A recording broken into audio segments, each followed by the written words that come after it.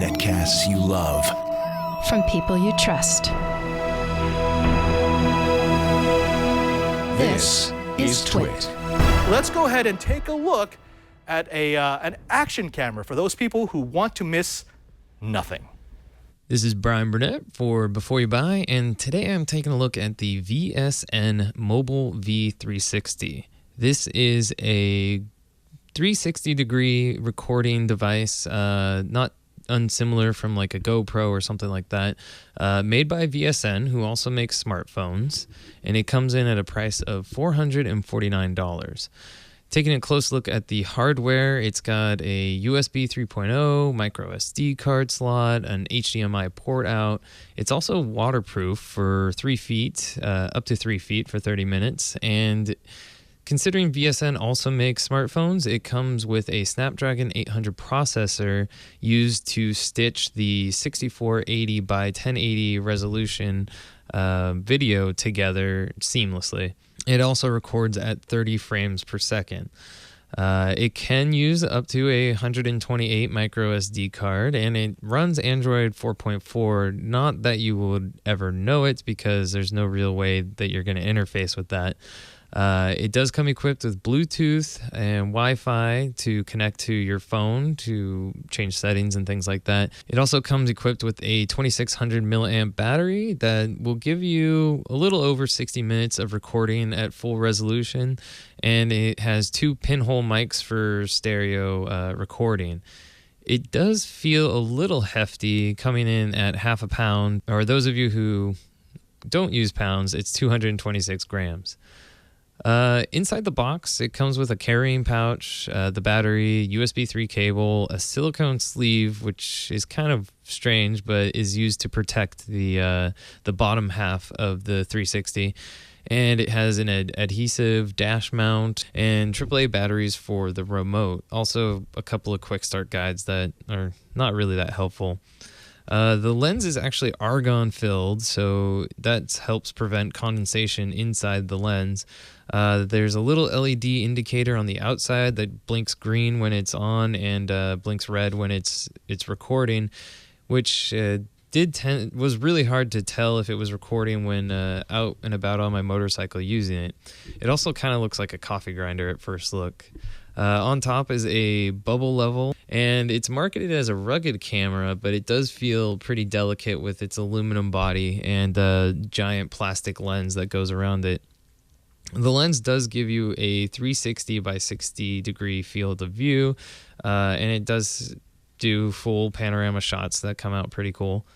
On the camera itself, there aren't any buttons, which definitely became irksome when out trying to use this as an action cam and having to fiddle with the remote to get it to turn on or use your mobile device. As for software, it does come with an app for Android and iOS, and you use Wi-Fi or Bluetooth to connect to the camera, and this allows you to change some modes. There's burst mode, time-lapse, and surveillance, which will take a photo when something moves into the frame. The desktop software allows you to drag your files and drop in, and then it will automatically stitch the file together. Otherwise, if you were to just view the file, it does a kind of a stack on the front and the bottom view. This was handy and kind of cool to view around in, but if you're going to be editing these videos, just be aware they are stitched together in like this half and half pattern. And to fully test out this camera, I used my GoPro sticky mount and put it on my motorcycle, went for a ride out to Highway 1, and through trial and error, found out that the LED also indicates where the cutoff of the video is. So if you angle that at 90 degrees away from you, the front and the back will be set at, that's where the splitting point is. So not very intuitive, but that's how it works.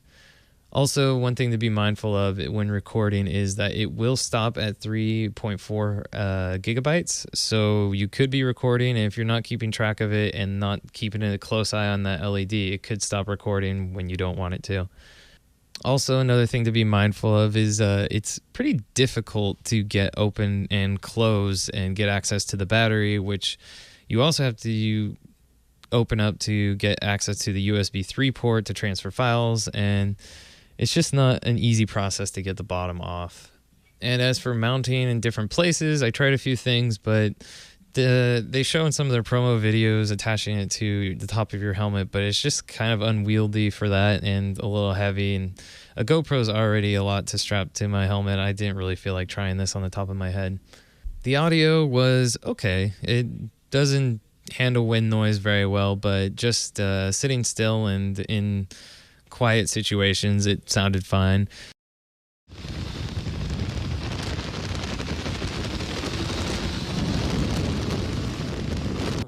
We're down to 2 of 39, so you're gonna... Is that the cinnamon? It's good, yeah. In low light situations, the camera quality is pretty poor, and any movement really just destroys the video. As far as video in general, it is not near as good as a GoPro. It's closer to one of the first generation GoPros as far as video quality. As for pros and cons for the VSN V360 camera, the first one's pretty obvious. The 360 video and photos are pretty cool, and it's nice to be able to have be able to look forward and back at the same time.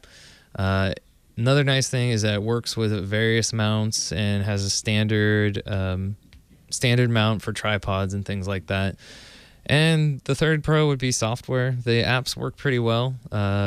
The Stitching Together desktop app is fun for viewing videos, and apparently if you have an Oculus Rift, you can also use that to view your videos. As for cons, the top one is video quality. As novel as the 360 view is, the quality of the video is not nearly as good as some of the newer GoPros and other action cams that I've tested. And another con is no buttons on the device means that you have to have the remote on you or your phone, and that can be kind of tiresome if you're out, surfing or trying to do some sort of action recording. Also, the LED is really hard to see if it's recording or not when you're using it out in broad daylight. And the final con is price at $450. This is pretty much as expensive as some of the top tier action cams out there, and it doesn't deliver the same amount of video quality. So if it's a buy, try, or don't buy, I'm gonna have to give it a try. If you have a need for a 360 camera, then this could fill that, but this definitely won't be replacing my GoPro. This has been Bryan Burnett from Before You Buy. Thanks for watching. That's a try for the VSN V360 action camera. Now, Bryan is my TD, of course, and I got to ask you, you gave this a try.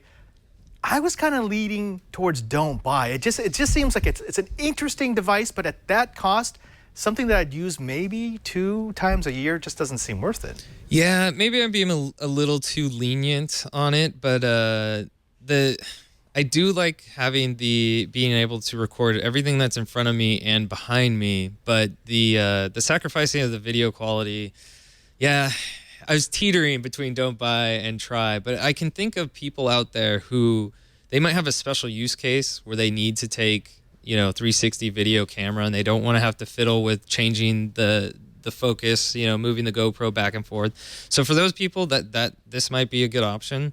But I might look into some adapters for like a GoPro. I think Karsten was telling me there's an adapter that you can get for your GoPro that'll do the same thing. So maybe I'll try that in the future, but had to give it a try just for people who might be interested in this. But I got it. Definitely, it's a don't buy for me personally. I would stick with my GoPro. You're leaving the door open. You're basically saying if you have a really specific use, then it's a good camera. Otherwise, you wouldn't get this over a GoPro. Yeah, pretty much.